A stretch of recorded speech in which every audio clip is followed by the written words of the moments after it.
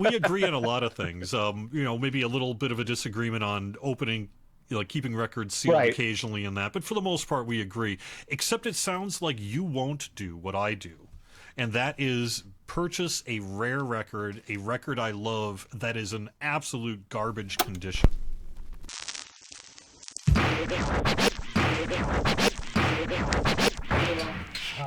I am willing to do Yep. that. Can't Like do for it. example, this is an early press Black Sabbath Paranoid. Look at that cover. No one's saying this cover's in good shape, you know? Now the cover I don't care. Like the cover can be a little trashed and I'm fine with it, but But that's if the garbage, right? vinyl's You can't. trashed, yeah. Vinyl's not good. I mean, yes, I could theoretically play it, but it's gonna. I might as well just listen to my CD or something, right? Right. All right. Well, here's one then. Like But this. yeah, This oh I is can't. one. This is another one that I actually trashed somewhat, but this is a good example. This is a rare record.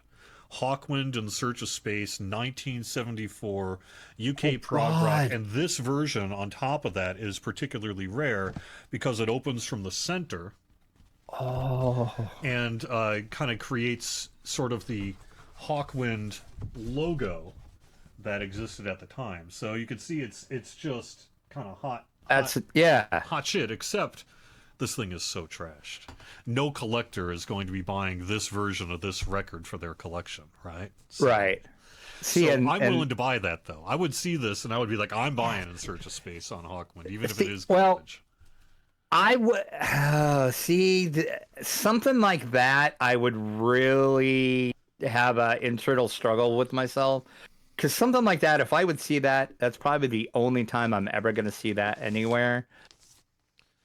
Yeah, but see, I still don't know if I could buy it in that condition though. Yeah, you It can't it listen just to it. It's hurts me. disappoint. It does hurt a little bit. This Right. is one. This is the most hurtful one for me. And what had me put this one on the list. I have an original Verve 1967 press of the Mothers of Invention, absolutely free. This is an incredible rare record, an incredible classic record of Frank Zappa's.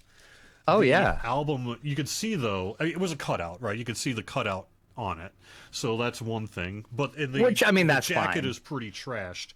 But look at this. I mean, this is, you know, split down the side. Yeah. It's just you can see. Oh, Look at that oh, record. It's just oh, yeah. unplayable, unplayable.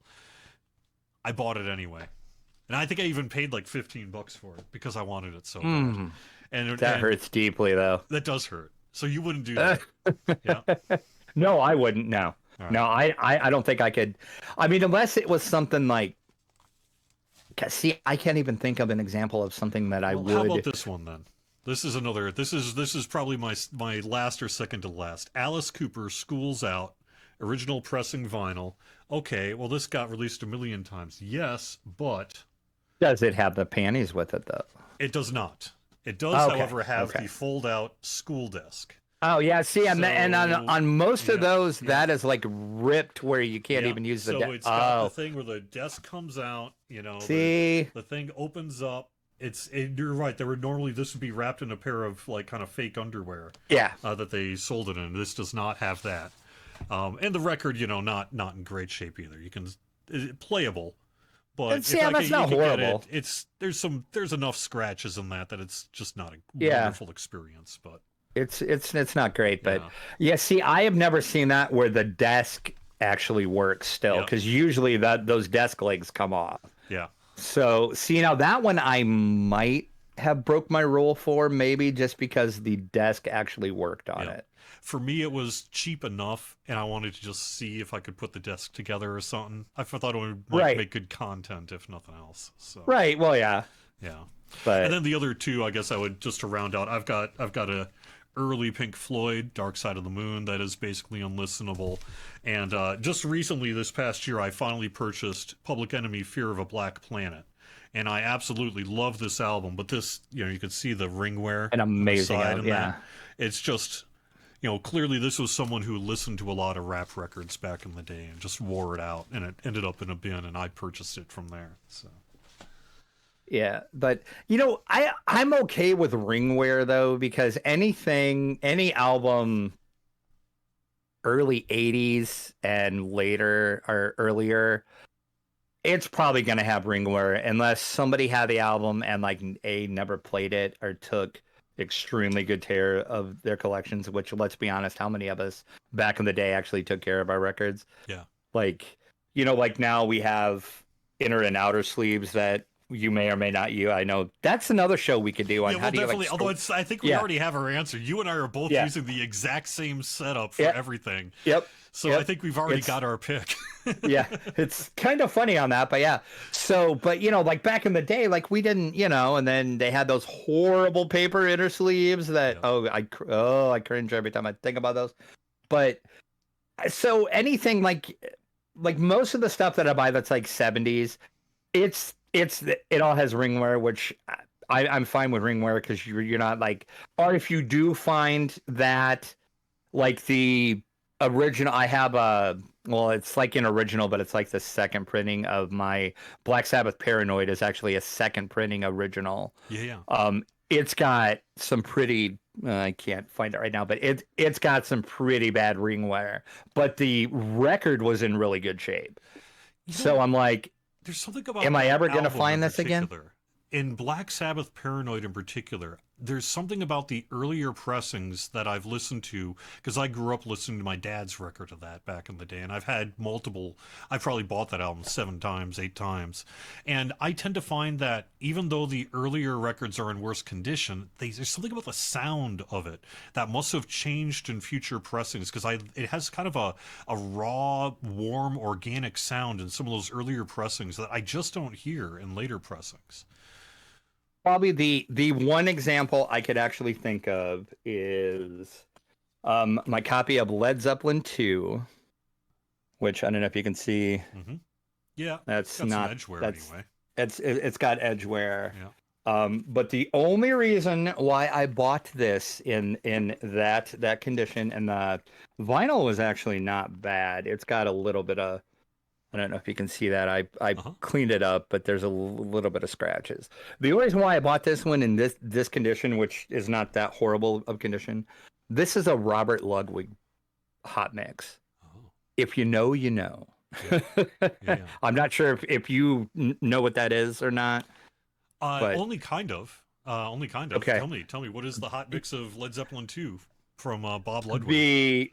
Yes, you have the Ludwig Robert, drum fame, and also Led Zeppelin recording. You got to record Led Zeppelin fame. Yes, Yeah. Robert Ludwig, very famous record producer, and he's the one that cuts all of the records. He did the original mix of this Led Zeppelin 2. The band loved it. The Atlantic pressed it. The Atlantic president at the time, I can't remember who the president of Atlantic was at the time, took one of the first copies home to his daughter.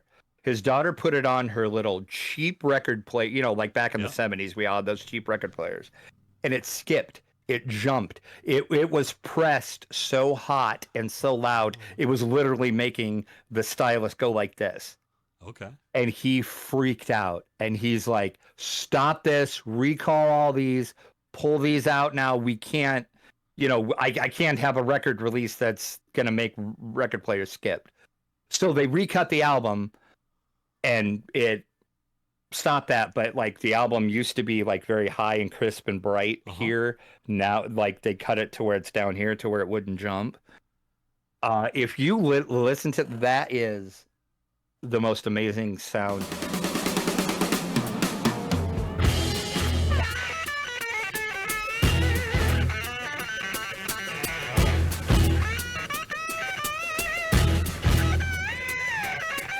Earlier on in one of our first episodes, I said I wasn't an audiophile. That's as close as I'm going to get to an audiophile. If you listen to that and you listen to any other mix of that, you're going to be blown away by how good that sounds. I want to check that out now. That's really interesting. I've never heard that. And that's actually, I think that's something kind of foreshadowing for a future episode. I think we're going to talk about the most amount of money we'd ever spend on anything. Yep.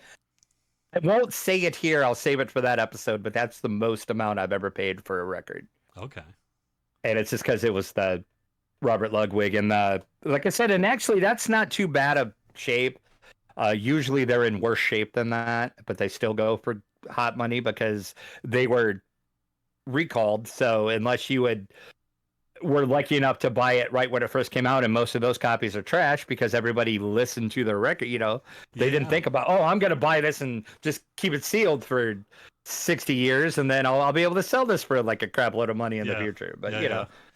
You could who you thought could that, buy yeah. a whole bag of weed with the amount of money you're going to sell on that bag from that record. exactly, Yeah. exactly.